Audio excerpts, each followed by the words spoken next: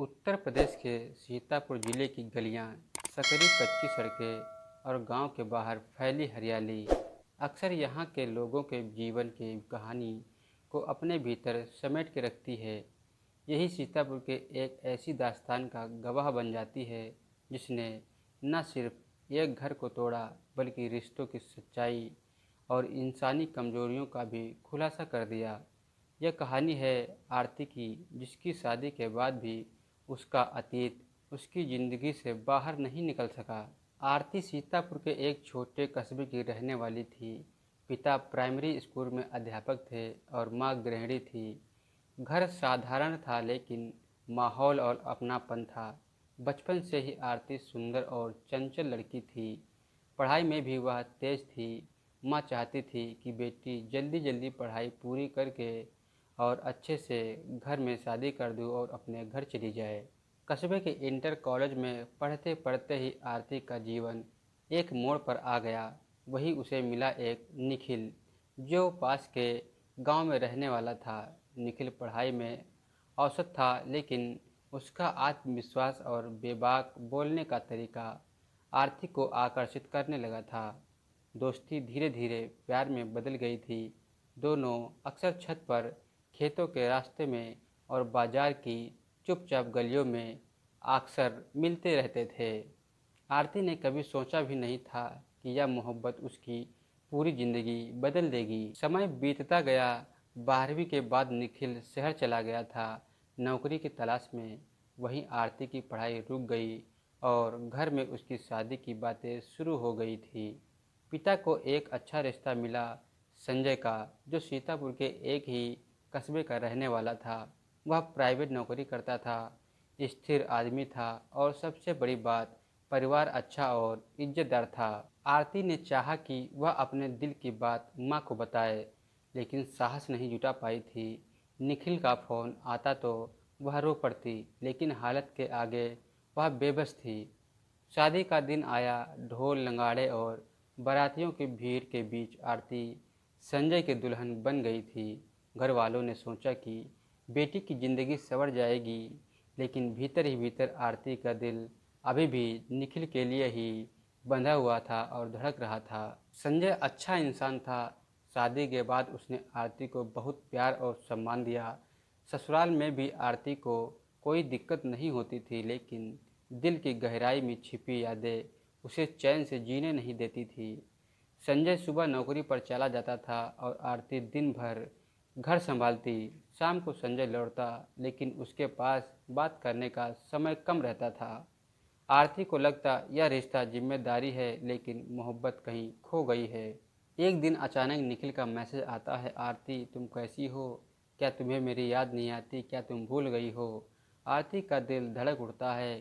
कई महीनों के बाद यह आवाज़ उसके जीवन में वापस लौटती है। उसने जवाब दिया, लेकिन रात भर सो नहीं सकी। अगले दिन फिर निखिल ने फ़ोन किया। आरती डरते डरते बोली, तुम क्यों फ़ोन कर रहे हो? अब मेरी शादी हो गई है। निखिल हंसकर बोलता है, शादी हो गई तो क्या हुआ? प्यार तो वही है। क्या तुम मुझे भूल जाओगी? यहीं से एक खतरनाक रास्ते की शुरुआत होती है। आरती और निखिल फिर मिलने लगे थे, कभी गांव के मेले में, कभी सीतापुर शहर की भीड़ में। आरती हर बार डरती, लेकिन मोहब्बत उसे खींच लाती। निखिल के पास पैसे कम थे, लेकिन उसका आकर्षण और उसका अपनापन आरती को अपने पद से ज़्यादा करीब ला देते गया था। समय की गंभीरता और व्यस्तता के बीच निखिल की चंचलता आरती के लिए राहत सी थी। धीरे धीरे उसके संबंध गहरे होने लगे थे। फ़ोन पर लंबी बातें होने लगी थी। झूठ बोलकर घर से निकलना और मिलने के बहाने बार बार जाना, उसकी सब यही आदतें बन गई थी। आरती को लगता था कि वह अब दोहरी जिंदगी जी रही है, एक और पति का घर, दूसरी ओर बॉयफ्रेंड का साथ। समय के साथ आरती के झूठ बढ़ते चले गए, कभी मायके जाने का बहाना, कभी मंदिर का। संजय को शुरू में कुछ समझ नहीं आया, लेकिन धीरे धीरे उसे शक होने लगा था। एक दिन उसने देखा कि आरती देर रात तक फ़ोन पर किसी से हंसकर बातें कर रही है। उसने पूछा तो उसने कहा, कुछ नहीं, भाभी से बात कर रही हूँ। संजय चुप रहा, लेकिन मन में शंका बैठी हुई थी। उधर निखिल भी धीरे धीरे बदल रहा था। अब वह पैसे मांगने लगा था। आरती, थोड़ा मदद कर दो, शहर में काम शुरू करना है। आरती पति की जेब से पैसे चुपचाप उठाकर निखिल को दे देती थी।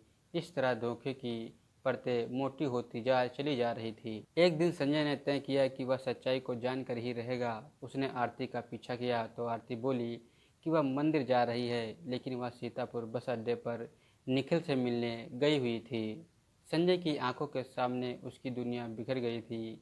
उसने देखा कि उसकी पत्नी, जिस पर उसने आंखें बंद करके विश्वास किया था, किसी और के साथ वह हंसते बोलते हुए घूम रही है। संजय वापस घर लौटता है और चुपचाप रहता है, लेकिन उसे के भीतर आग लगी थी। कुछ दिनों बाद उसने आरती से सीधा सवाल किया, आरती, मुझे सब कुछ पता चल गया है, क्या तुम्हारा किसी और से संबंध है? आरती ने पहले झूठ बोला, फिर रो पड़ी। आखिरकार उसने मान लिया कि निखिल के साथ उसका संबंध है। यह सुनकर संजय का दिल पत्थर की तरह हो गया। उसने कहा, अगर तुम्हें निखिल से इतना प्यार है तो मेरे साथ क्यों आई हो? शादी क्यों की थी तुमने? आरती के पास कोई जवाब नहीं था। वह सिर्फ रोती ही रही। घर में मामला बड़ा हो चुका था। ससुराल वाले भड़क उठे थे। मायके में भी बदनामी फैल गई थी। दोनों परिवार आमने सामने आ गए थे।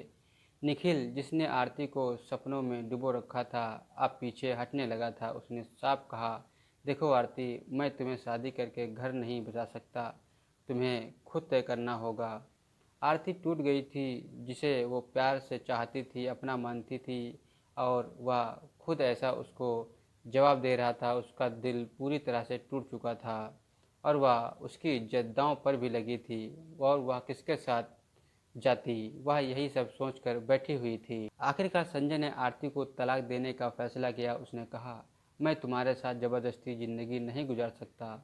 आरती मायके से लौट आती है और वहाँ के लोग उसे ताने देते कि बेटी ने पूरे खानदान की नाक कटवा दी है। निखिल ने भी उससे दूरी बना ली थी। कुछ महीने बाद वह किसी और से शादी कर बैठा था। आरती अकेली रह गई थी। उसने महसूस किया कि प्यार और धोखे के बीच उसने सब कुछ खो दिया है। पति का विश्वास, परिवार की इज्जत और समाज का सम्मान। वह सोचती रही, काश उसने अपने पति को वक्त पर काबू में रखा होता, तो काश ऐसा आज नहीं होता। सालों बाद आरती सीतापुर के एक स्कूल में नौकरी करने लगती है। अब वह अकेली थी, लेकिन उसने ठान लिया था कि अपनी गलती से सीखेगी। जब भी कोई छात्रा उससे प्यार और मोहब्बत की बातें करती तो वह समझाती, बेटी, जीवन में रिश्ते बहुत नाजुक होते हैं, एक बार टूट जाएं तो वापस कभी नहीं जुड़ते, सोच समझ कर कदम बढ़ाना। आरती की कहानी सीतापुर में धीरे धीरे सबको पता चलने लगी थी और लोग अक्सर कहते थे, यह वही औरत है जिसने मोहब्बत और शादी दोनों को खो दिया था। यह कहानी किसी एक आरती की नहीं है, यह उन तमाम औरतों और मर्दों की दास्तान है जो शादी और प्यार के बीच फंस जाते हैं। शादी एक जिम्मेदारी है, जबकि प्यार एक एहसास। लेकिन जब दोनों टकराते हैं तो अक्सर टूटता ही है घर, परिवार और समाज का विश्वास। सीतापुर की यह अधूरी दास्तान हमें यह सिखाती है कि रिश्ते सिर्फ दिल से नहीं बल्कि समझदारी से भी निभाए जाते हैं।